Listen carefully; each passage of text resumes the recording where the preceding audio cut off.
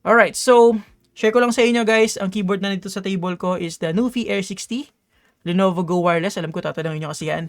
And then for the desk mat, I'm using the dotted Type 1 Ferry Cassette design from Dotted. Ayan. So perfect for our live stream setup. Malinaw na malinaw. So siguro I'll show you the Zaku switches first. So this one is from Squishy Types, available na from Shopee. Actually today nila ni live again yung stocks nila. 12 PM yata kanina. So silipin ko lang yung specifications daw just to make sure. Baka mali yung mabanggit ko eh. Pero I already posted some pictures nito kanina sa Facebook page natin as well as the link kung interested kayo. So essentially, this is a linear switch, polycarbonate yung top housing, tapos long pole stem. So in theory, crack yung sound nito, and then nylon bottom housing. Yung bottom out niya is 63.5 grams in terms of the force. 2-stage spring, tapos 5 pins siya. Makikita nyo dito sa ilalim. So this is compatible with PCB mounting. Pwede mo rin naman i-clip yung dalawang additional plastic pins for plate mount. So, ang initial impression ko dito, smooth siya out of the box. And definitely, maririnig mo yung pagtama ng long pole sa plastic eh. I'll turn off my background music para magkaroon kayo ng idea sa sound. So, ayan. So, out of the box guys, smooth siya. Pero hindi pa rin siya sobra-sobrang smooth eh. Alam mo yun. Smooth siya pero I think magkakaroon pa rin siya ng benefit for manual lubing. Ito, bigay ko sa inyo yung sound test.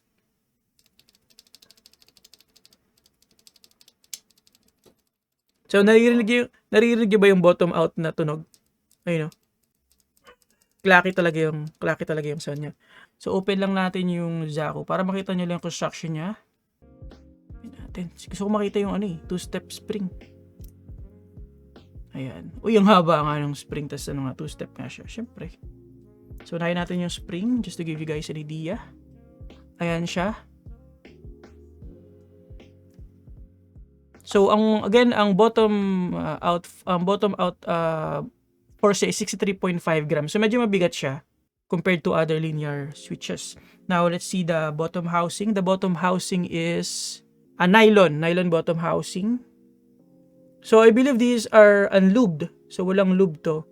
So may freedom kayo to choose your own lube and how you will apply it if you're into that. Tapos yung stem niya. Uy. Okay. Ano lang pala, makintab lang. Wala ko may lube eh. Makintab lang yung plastic. So yung stem niya is long pole stem here. Ayun, kala nyo may lube, no? Pero hindi, ano lang siya. Makintab lang yung plastic.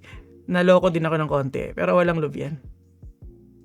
So, makintab lang yung plastic ang makikita nyo. Tapos, ayun yung kanyang pole. Sadly, wala na akong jelly blocks. Na-let go ko ng jelly blocks kasi hindi ko makakompare yung length ng pole niya. Pero, ayan. Tapos, yung top housing niya is polycarbonate. Ayan. Okay, so kahit magkaiba yung bottom and top housing nila, parehas naman yung kulay. Matching pa rin yung kulay nila. So I'll probably use this on other keyboards kasi 70 pieces lang nga yung meron ako dito. Pangitignan sa 10 kilos na keyboard. As for the Gateron Oil Kings, it is also smooth out of the box, and this is lighter than the Zaku switches. Let me just double check the specifications. I think I posted some pictures din nito a few days ago, or actually 22 hours ago, so yesterday lang pala. So the stem is black POM. Actuation force is 55 grams plus or minus or give or take 5 grams din.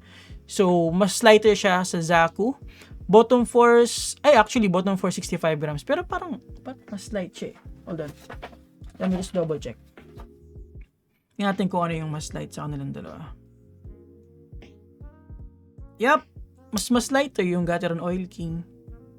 Kita mo naman. Or probably almost the same. Actually, mas light yung initial. Mas light yung initial ni Gateron Oil King. Kasi wait. Kita nyo ba? Medyo lamang, pero hindi rin masyadong nagkakalayo. Pero yan, pagka ganyan, Mas manipis yung kay oil. Pero in terms of bottom out, pagkatapos ng initial press mo, nag-equalize din sila banda rito sa part na to. Ayan. Tapos, balik tayo. Again, this is black palm stem. Bottom 465 grams. Ang spring niya is 20mm. Total travel niya is standard 4mm. Top housing is black nylon PA66. Bottom housing is black ink. Yan, PCB mount din siya, 5-pin. So, para sila ng Zaku, MX style.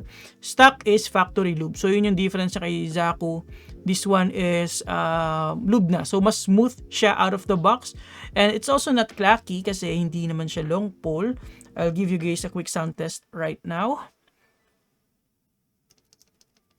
Ayan. So, medyo muted yung sound niya compared to sa Zaku. I'll give you a side-by-side sound comparison in a second. Pero, out of, or first impression, mararamdaman nyo, or maririnig nyo even on the sound test that it is actually quite smooth.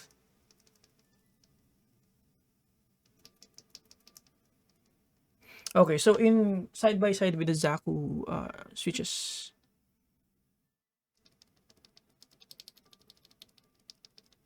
Diba? Maririnig mo yung bottom out na tama ng pole eh. Oh, hindi ko muna tatanggalin yung daliri ko Ano lang, close pressing lang.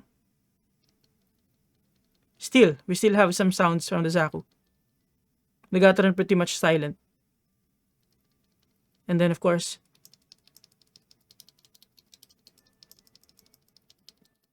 ayun. So, that's the difference. Para sa akin, of course, I'm leaning towards the Gateron Oil Kings simply because it is already factory lubed and both feature POM material when it comes to the stem. So, smooth naman sila. Pero, advantage nga is di mo na kailangan ilube yung Gateron Oil Kings. Alright?